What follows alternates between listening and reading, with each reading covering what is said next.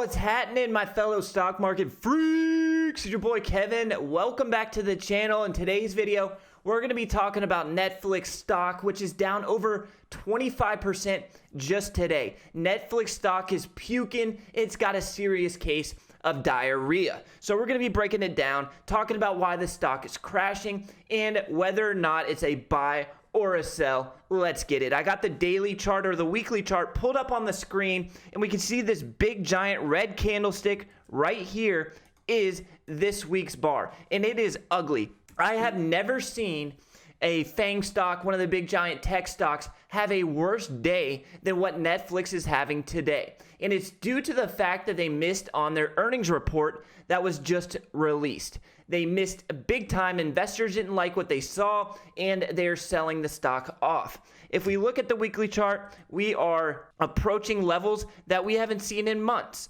And it is very rare to see one of the big giant tech stocks give back a quarter, more than a quarter of its entire valuation in one single trading day. Let's break it down. All eyes were on Netflix stock in the market yesterday as they prepared to release their final quarter of 2021 earnings report. Now, anytime you have a company whose business model revolves around subscriber growth, Netflix is a company where if they slow down and they're not adding as many subscribers as they were, investors are going to get worried. So all eyes were on that subscriber growth number, and they missed. The market was expecting Netflix to add 222.06 million paid subscribers by the end of last year. Instead, the company reported Thursday that it ended the fourth quarter with just 221.84 million paid subscribers. And on paper, that doesn't look like that big of a miss, right? They missed by less than 1 million subscribers. They almost hit the number that the market was expecting. So why is it that big of a deal? Why are they giving back a quarter of their value? And here's why. They're trading at such a high valuation.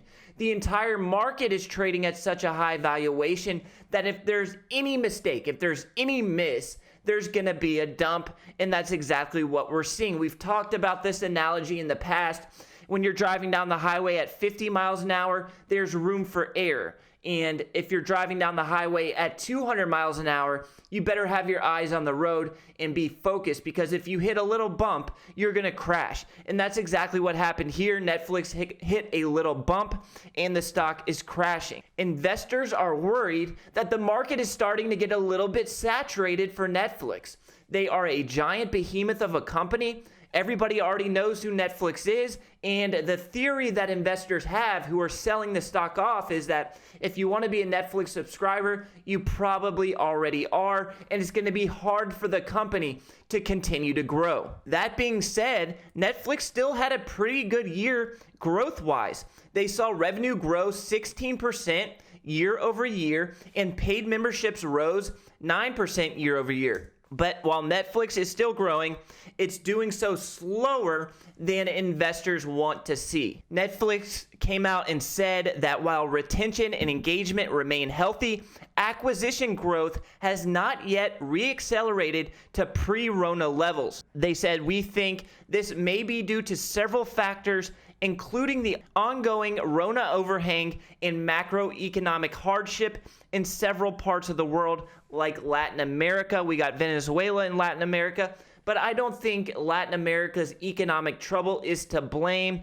I think it's just market saturation, and that they're going to have to evolve and maybe switch up their business model in order to combat subscriber growth slowing. And one of the most troubling aspects of this earnings report for me as an investor is that Netflix had their self-produced content and it was all a hit. Think about stuff like Squid Games, Money Heist, Red Notice. We had Don't Look Up with DiCaprio, and those were all really good.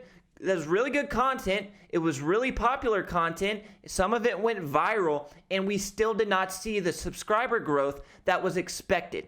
I do think Netflix is still a good company, and it is probably still going to be a good buy at these levels, but there's going to have to be some changes in the business model to justify the valuation that we're trading at today. As of right now, Netflix has a market cap of $222 billion on sales of $28 billion. That gives us a price to earnings ratio of 46. That's a lofty number, right? Price to sales of just 7 is still a little bit lofty, but not horrible. Let's compare Netflix to some of its competitors, something like Amazon. Let's see what Amazon's price to sales ratio is. Amazon has a price to sales ratio of just 3.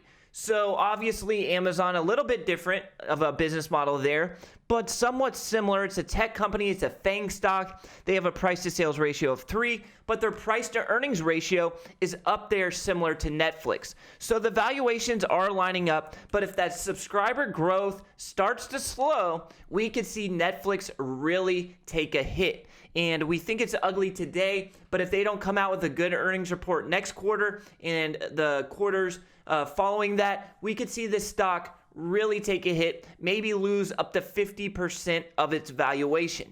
When we're investing in these big giant FANG stocks, these big tech stocks, multi-billion-dollar companies, you have to be cognizant of the direction of the overall market. And over the last month, the market has kind of sold off a little bit. Still up near all-time highs.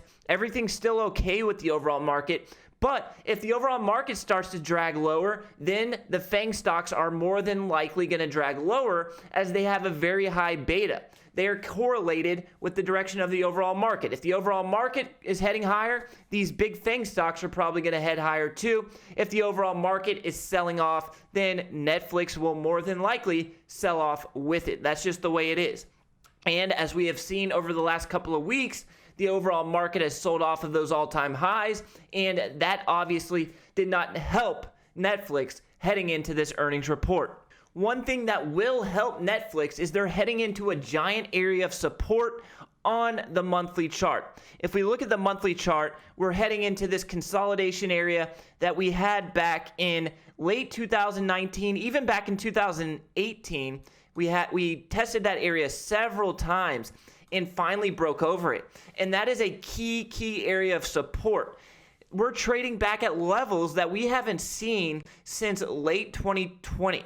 So if you are a Netflix bull, this is a very good time to take a look at the stock. I mean, this area of support, it's going to be hard for Netflix stock to get back down under that area. So me personally, I do like Netflix long term. I think it's a great company. I enjoy their content, and I don't think it's going anywhere. So I'm going to be looking at where to buy. I think that 370 level is a nice area to start acquiring some Netflix stock, but they may have to switch up their business model in order to combat subscriber growth. I'm not necessarily concerned about the subscriber growth slowing. I want to make sure that they're retaining the customers that they already have. Maybe they can increase the price point more than they have already done so once or twice. Maybe they need to do it again. Produce better content. If you put out better content, you can charge more. How about adding an advertisement at the beginning of every video? People aren't going to leave Netflix if there's just 1 or 2 advertisements per video, and that it could increase revenue by 2 or 3x. Think about if Netflix start putting ads on their content, it's game over. They could increase revenue substantially. I think they're trying to avoid doing that. They don't want to clutter up their platform. But if you got to do what you got to do, and if they need to increase revenue to justify the valuation that they're trading at, then they owe it to their shareholders to do so and add a couple of advertisements in the beginning or the end of every video that is played on the platform. Let me know what you guys think in the comments. Is Netflix a buy we're trading at today, or is there more downside in the future? Personally, I think you can't go wrong. You start nibbling down here at 370. If we get down to 370, cost average down. Over the long run, Netflix will be just fine, in my opinion. I love you guys. I'll catch you in the next video. Until next time, peace.